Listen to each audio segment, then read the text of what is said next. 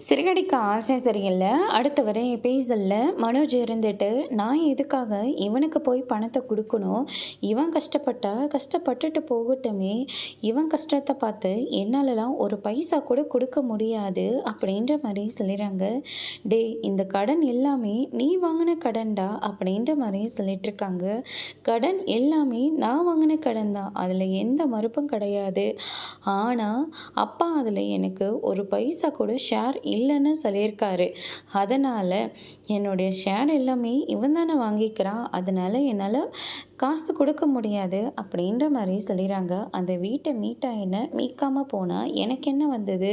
அப்படின்ற மாரி சொல்லிறாங்க. முத்து இத கேட்டோனே மனோஜோட ஷர்ட்ட பிடிச்சு பயங்கரமா சண்டை போட்டுட்ருக்காங்க. நீ வாங்குன கடன நான் கஷ்டப்பட்டு அடைச்சிட்ருக்கேன்.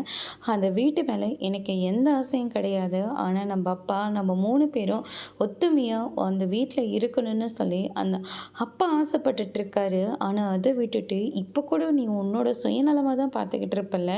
உன்னோட டிவோர்ஸ் கேஸ் விஷயமா நாங்கலாம் அலைஞ்சிட்டு இருந்தா, நீ என்னடான்னா அந்த பார்லர் அம்மா கூட சந்தோஷமா தானே இருக்க. அத முதல்லயே சொல்லி தொலைக்க வேண்டியது தானே. அத விட்டுட்டு இந்த பக்கம் டிவோர்ஸ் நடந்துட்டுருக்கு. இந்த பக்கம் நீ எனக்கு என்ன போச்சுன்னு அந்த பார்லர் அம்மாவோட சேர்ந்து தெரிஞ்சிட்ருக்கே. உனக்கெல்லாம் வெட்கமா இல்ல? உன்னெல்லாம் அண்ணன்னு சொல்லிக்கவே எங்களுக்கு அசிங்கமா இருக்கு. நீ எல்லாம் எப்புட்றா எங்க அப்பாவுக்கு போய் பொறந்த? அப்படின்னு சொல்லிட்டு ரொம்பவே கோவமா திட்டிக்கிட்டு இருக்காங்க. அதுக்கு அடுத்ததாச்சும் நம்ம மனோஜ் இருந்துட்டு, நான் வாழ்ந்தா ரோகிணியோட தான் வாழ போறேன்ற மாரி சொல்றாங்க. அதோட இன்னைக்கான ப்ரோமோ முடிச்சிருக்காங்க.